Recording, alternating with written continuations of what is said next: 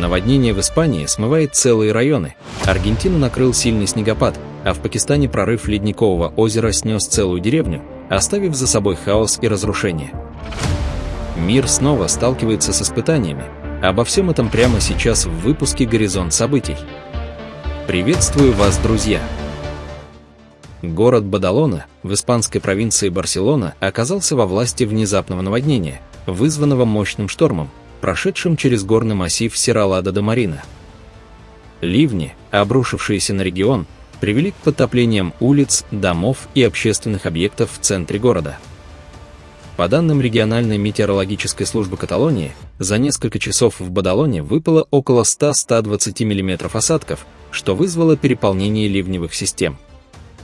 Затопления затронули центральные районы, такие как Рамбла-де-Бадалона, улицы Пеп-Вентура и Сан-Бру, а также зоны вблизи железнодорожного вокзала Бадалона. По предварительным оценкам властей, пострадало около 60 зданий, в том числе жилые дома, магазины и кафе, а также десятки автомобилей. Около 40 жителей из низинных районов были эвакуированы и временно размещены в муниципальных убежищах, организованных в спортивных центрах и школах.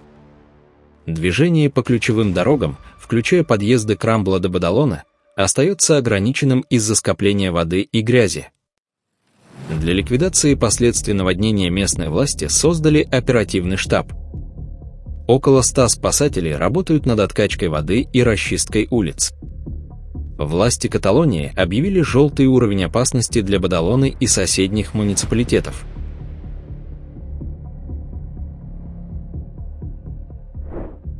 В городе Роузленд, в американском штате Луизиана, произошел мощный взрыв на заводе компании Smith's Supply Company, ведущего производителя смазочных материалов, моторных масел, смазок и автомобильных жидкостей.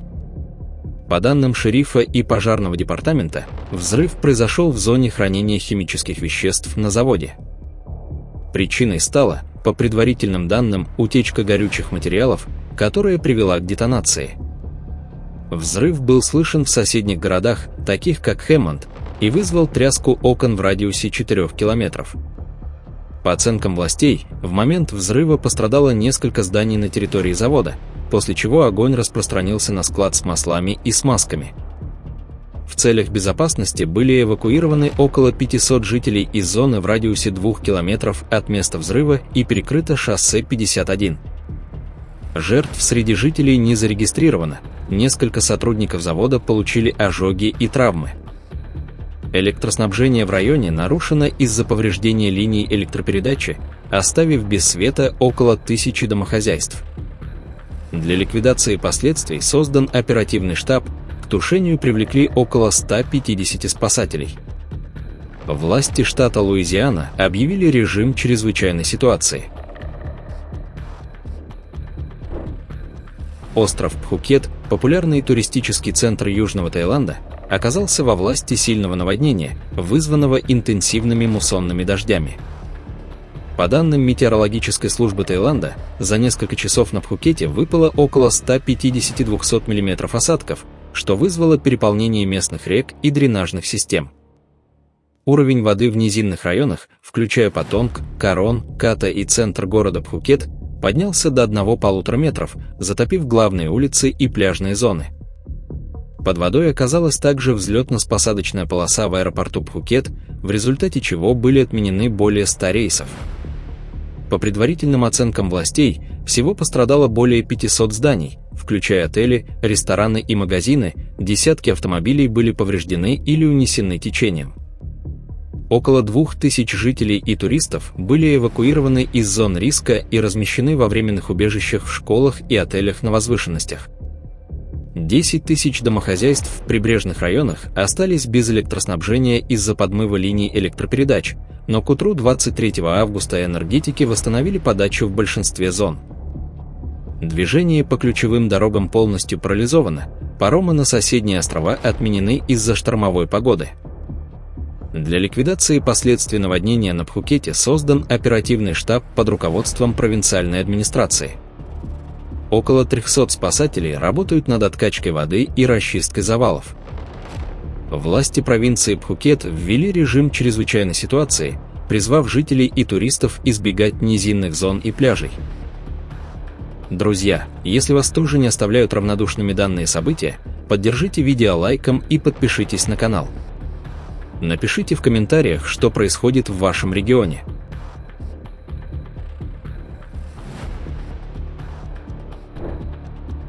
В Калининградской области на регулируемом переезде в районе перегона Кутузово-Новое, Рябиновка-Новое пассажирский поезд номер 298 сообщением Калининград-Зеленогорск сбил автомобиль. Водитель автомобиля, пытаясь проскочить переезд на запрещающий сигнал, выехал на пути под приближающийся поезд. Машинист применил экстренное торможение, но столкновение было неизбежным.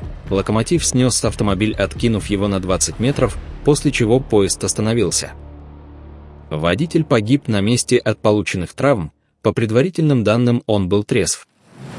В результате инцидента движение на перегоне Кутузово-Новое, Рябиновка-Новое было полностью заблокировано на 3 часа. Перевал Пуэнте-де-Линка в аргентинской провинции Мендоса накрыл сильный снегопад, вызвавший снежные заносы, лавины и временное закрытие ключевой трассы РН-7, соединяющей Аргентину с Чили. По данным Национальной службы метеорологии Аргентины, за несколько часов в Пуэнте-де-Линка выпало до 50-70 сантиметров снега. Ливневый снегопад сопровождался порывами ветра до 80 км в час и температурой воздуха ниже минус 10 градусов по Цельсию, что привело к образованию снежных заносов. По предварительным оценкам властей провинции Мендоса, пострадало около 20 транспортных средств, застрявших в заносах, несколько туристов получили обморожение. Электроснабжение в близлежащих поселениях нарушено из-за обрыва линий электропередачи, оставив без света около 200 домохозяйств. Около 100 человек, оказавшихся в заносах на трассе РН-7, были эвакуированы в временное убежище в Пуэнте-де-Линка и близлежащем поселке Патририльес. Движение на перевале полностью закрыто, власти предупреждают о риске схода лавин в горных районах. Для ликвидации последствий снегопада в Мендосе привлекли около 80 спасателей. Метеорологи объясняют снегопад вторжением холодного полярного воздуха с юга, который столкнулся с влажными массами с Тихого океана, вызвав экстремальные осадки в Андах.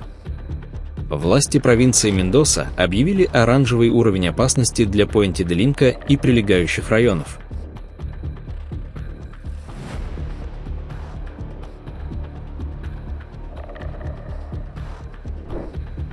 На северо-западе Китая, в провинции Ганьсу, произошло обрушение строящегося моста через реку Хуанхэ, в результате чего погибли 6 человек. По данным Государственного комитета по чрезвычайным ситуациям Китая и местных властей, обрушение произошло во время установки арочного пролета моста, который является частью новой высокоскоростной трассы, соединяющей Ланчжоу с соседними провинциями. Причиной аварии стал обрыв строительного троса, удерживавшего арку, что привело к ее падению в реку. По предварительным оценкам, на момент инцидента на мосту находилось около 30 строителей, из которых 14 пострадали или пропали. 6 тел были извлечены из воды, поиск остальных продолжается. Среди пропавших в основном местные рабочие из провинции Ганьсу и мигранты из соседних регионов. Для спасательных работ в район обвала направлена группировка из 200 специалистов. Поисково-спасательные операции ведутся круглосуточно, несмотря на сложные погодные условия. Местные власти провинции Ганьсу объявили режим чрезвычайной ситуации и начали расследование причин обвала. Предварительно, обрыв троса мог быть вызван дефектом оборудования или перегрузкой, но окончательные выводы будут сделаны после расследования.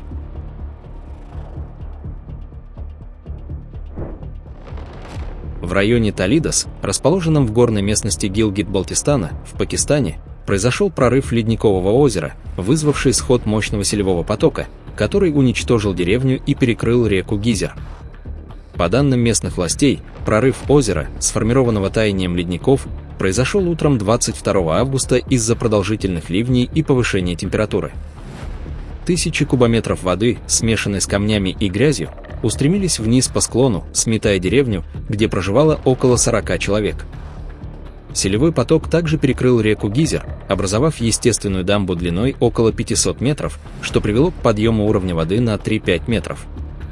По предварительным оценкам, уничтожено около 20 домов, а также сельскохозяйственные угодья и скот.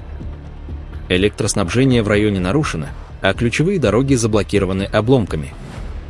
Жертв нет, но судьба нескольких жителей остается неизвестной.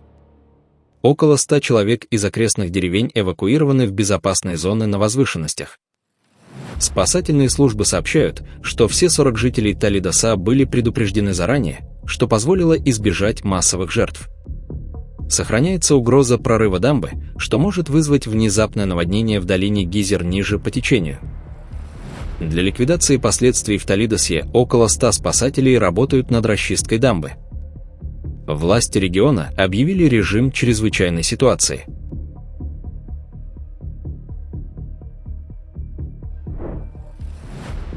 Индийский штат Раджастхан оказался во власти сильного наводнения, вызванного интенсивными муссонными дождями, которые обрушились на регион.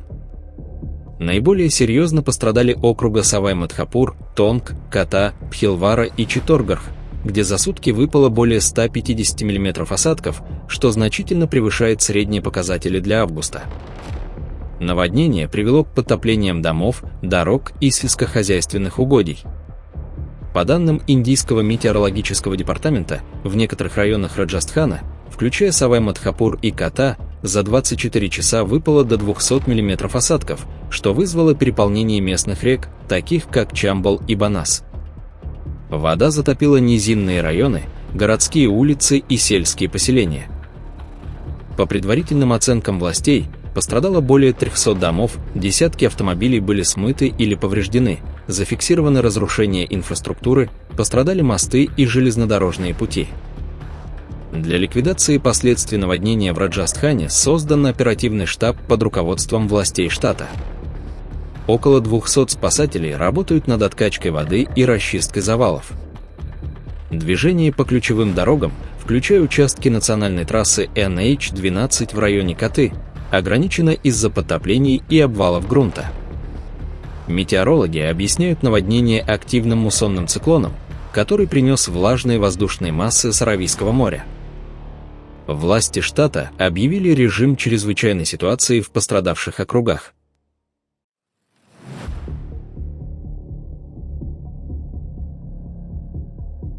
Пострадал от наводнения и город Порбандар, прибрежный район индийского штата Гуджарат. Стихия, обрушившаяся на регион, привела к значительным повреждениям инфраструктуры, подтоплениям жилых кварталов и сельскохозяйственных угодий. По данным Индийского метеорологического департамента, за сутки в Порбандаре и окрестностях выпало около 180-200 мм осадков, что вызвало переполнение местных рек, а также выход из берегов прибрежных водотоков. Вода затопила центральные улицы, районы вокруг порта и исторического центра. По предварительным оценкам властей, пострадало более 250 домов, 50 автомобилей были повреждены или смыты, а в сельских пригородах затоплено около 500 гектаров полей. 300 жителей были эвакуированы из низинных зон и размещены во временных убежищах в школах и общественных центрах. Власти Гуджарата ввели режим чрезвычайной ситуации в Порбандаре и соседних округах.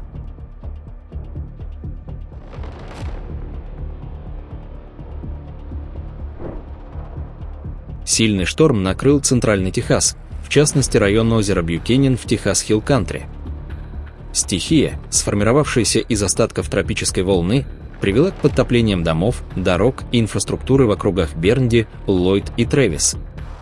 По данным Национальной метеорологической службы, в Остине и Сан-Антонио шторм принес за несколько часов до 150-200 мм осадков в районе озера Бьюкенен, что вызвало выход из берегов реки Колорадо. Уровень воды в озере поднялся на 60-90 см выше нормы, вызвав подтопление прилегающих территорий, включая жилые районы в Бернди и Марбл-Фоллс.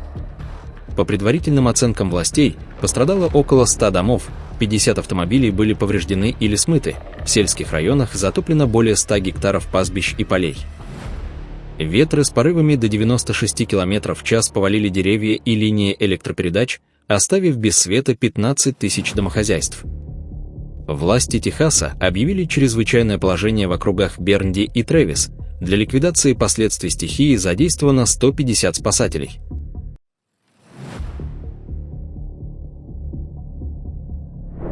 Вчера в китайской провинции Гансу состоялся запуск первой в мире зеркально-солнечной электростанции с технологией концентрированной солнечной энергии на основе расплавленной соли. Проект, реализованный в пустыне Гоби в районе города Дунхуан, использует 30 тысяч зеркал, фокусирующих солнечный свет на двух 200-метровых башнях, где нагревается раствор соли до 565 градусов по Цельсию, создавая пар для вращения турбин.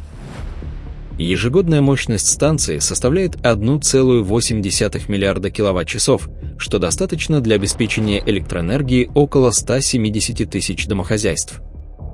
По данным государственной компании China National Nuclear Corporation и Министерства экологии и окружающей среды, это инновационный проект, сочетающий технологию зеркально-солнечной электростанции с накоплением энергии в расплавленной соли, что позволяет генерировать электричество даже ночью или в пасмурную погоду.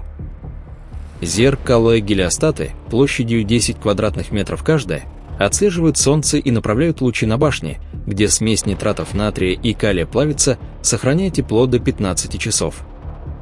Пар приводит в действие турбины мощностью 100 мегаватт. Запуск прошел без инцидентов, и станция уже вышла на номинальную мощность, интегрировавшись в национальную энергосеть. Это первый коммерческий проект такого масштаба в мире, он повысит долю возобновляемых источников в провинции до 40%. Ожидаемый эффект – снижение на 20% зависимости от угля в Гансу, что снизит выбросы углекислого газа на 1,2 миллиона тонн в год. Это эквивалентно посадке 50 тысяч гектаров леса.